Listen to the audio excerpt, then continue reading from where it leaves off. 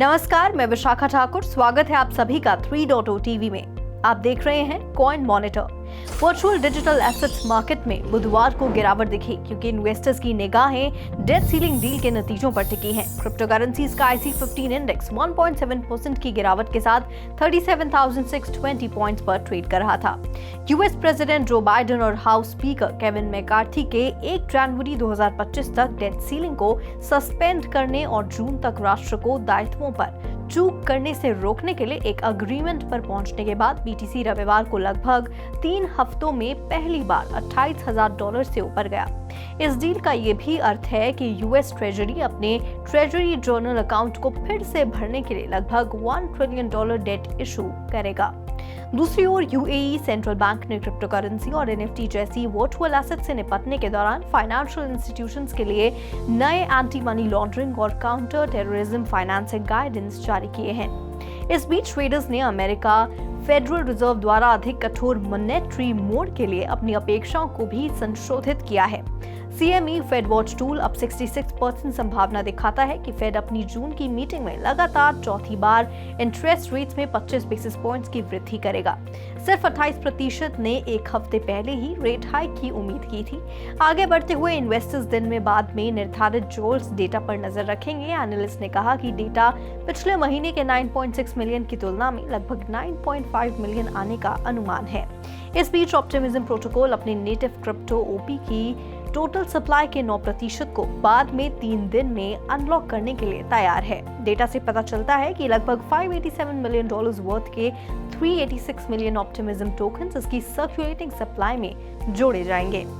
Cardano based meme coin snake ने crypto community से बहुत अधिक ध्यान आकर्षित किया है, जिसने इसे अपने पिनाकल तक पहुंचने में मदद की है। स्नेक करेंसी 8वां सबसे बड़ा मीम कॉइन बन गया है, जो पिछले 24 घंटों में 30% से अधिक बढ़ गया है।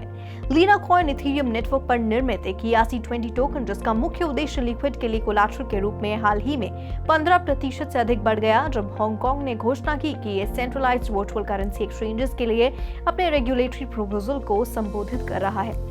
स्टॉक फ्यूचर्स नीचे ट्रेड कर रहा था क्योंकि इन्वेस्टर्स ने मई के फाइनल ट्रेडिंग दिन से पहले वॉशिंगटन में फेडरल डेट सीलिंग डिबेट पर नजर रखी है। डाउ जोन्स इंडस्ट्रियल एवरेज से जुड़ा फ्यूचर्स में 111 पॉइंट्स की यानी लगभग 0.34% की गिरावट दिखाई दी। S&P 500 फ्यूचर्स 0.28% और नास्डैक 100 फ्यूचर्स 0.25% नीचे कर रहे थे।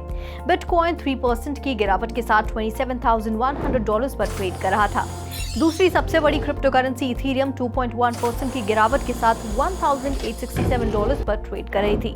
वहीं BNB 2% गिरावट के साथ $307 पर ट्रेड करता दिखाई दिया। सोलाना सोल 0.8% की गिरावट के साथ $20.7 पर ट्रेड करता नजर आया। कार्डानो का ADA टोकन 1.8% की गिरावट के साथ $0.37 पर ट्रेड करता नजर आया। सेंटिमेंट के डेटा के अनुसार ADA कॉइन द्वारा संचालित ब्लॉकचेन प्लेटफॉर्म कार्डानो ने काफी प्रगति की है और हाल ही में क्रिप्टो डेवलपमेंट एक्टिविटीज में इथेरियम से बेहतर प्रदर्शन किया है। एवलांच AVAX 3.6% की गिरावट के साथ $14.1 पर ट्रेड करता दिखाई दिया, तो वहीं पॉलीगॉन मैटिक 2.6% की गिरावट के साथ $0.88 पर ट्रेड कर रहा था। पॉपुलर मीम कॉइन डोज 2% की गिरावट के साथ $0.071 पर ट्रेड करता नजर आया। शिबा इनू 2.8% की गिरावट के साथ ट्रेड करता दिखाई दिया। पोल्काडॉट 3.5% गिरावट के साथ $5.4 पर ट्रेड करता दिखाई दिया। हालांकि रिपल का XRP टोकन 1.1% की बढ़त के साथ $0.50 पर ट्रेड करता नजर आया। आइए अब देखते हैं क्रिप्टो करेंसी मार्केट पर टेक्निकल एनालिस्ट मिस्टर आशीष भोंदले की क्या राय है। Talking about the largest cryptocurrency Bitcoin, it once again failed to breach the resistance level and was bitten down sharply. The price tested the $24,000 support level as expected. Well, if the price breaks below $27,000, then the next major support level is $26,000. आपका कीमती समय हमें देने के लिए धन्यवाद mister भोंदले।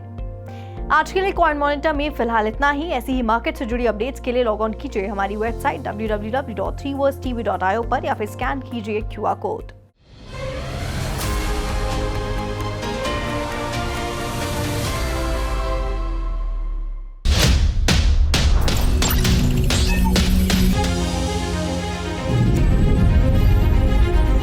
With 3.0 TV, stay connected with the world of blockchain.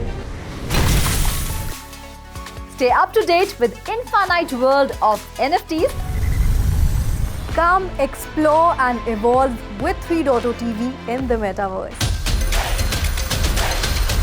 So many coins, so much volatility. 3.0 TV delivers the news that matters.